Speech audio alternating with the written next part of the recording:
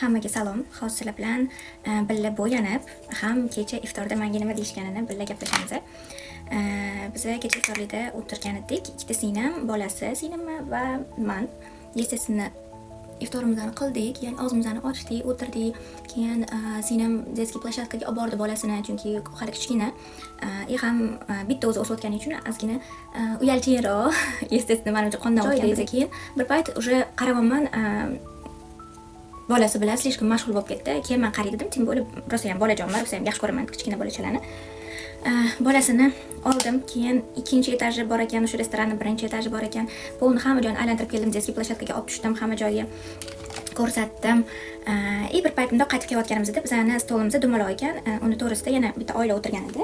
O'sha oiladan bitta ayol aytibdilar: "Voy, bu anu qizku, har xil narsalarni yaxshini yaxshi, yomonni yomon deb chiqadigan, yeydigan narsalar yoki boradigan joylarini ko'rsatadigan" deb aytdilar-da.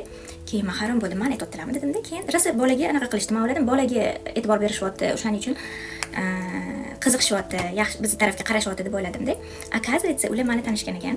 Keyin aytishyapti: "Va siz meni ko'rasizmi?" dedim, uyalib. Keyin "Ha, endi bugun nimani ko'rsatasiz?" dedilar. Nimani ko'rsatasiz? Keyin "Yo'q, bugun hech nimani ko'rsatmayman" dedim.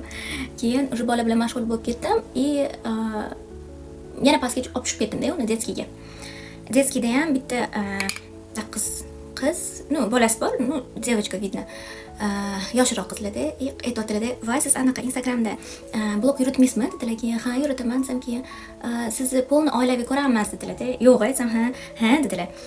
"Sizga qarab endi chet elga chiqishga, keyin Turkiyaga borish yomon emasligiga uydagilarim polni ishondi. Bitta o'zingiz shunchalik borib, ham o'qib, ham anaqalar qilib kelganingizga, har xil joylarni ko'rsatib, rosa aqlli qiz ekan deb menga aytishdi. Men ko'rsatganimda dedilar. Hozir oyim bo'ldi, sizni ko'radilar dedilar-da. Agar mabodo o'zingiz ham qanaqadir tur qilsangiz yoki nimadir qilsangiz, обязательно Instagramga qo'ying deb aytdilar-da.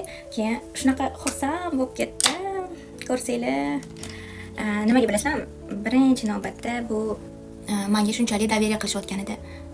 Ikkinchisi, meni просто bloger deb emas, hamma narsani to'g'ri aytadigan bloger deb bilishayotgan edi.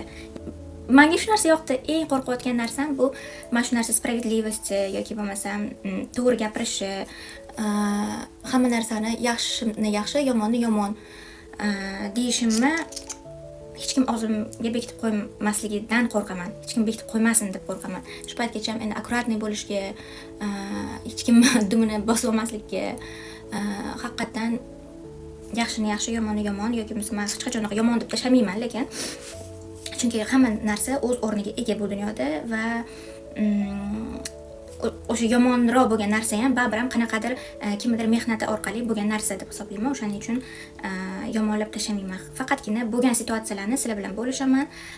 Haqiqatan sodir bo'lgan narsani neytralroq ravishda aytishga sizlarga harakat qilaman. Чтобы bitta meni fikrim bilan hammaning fikri o'zgarib ketmasligi uchun.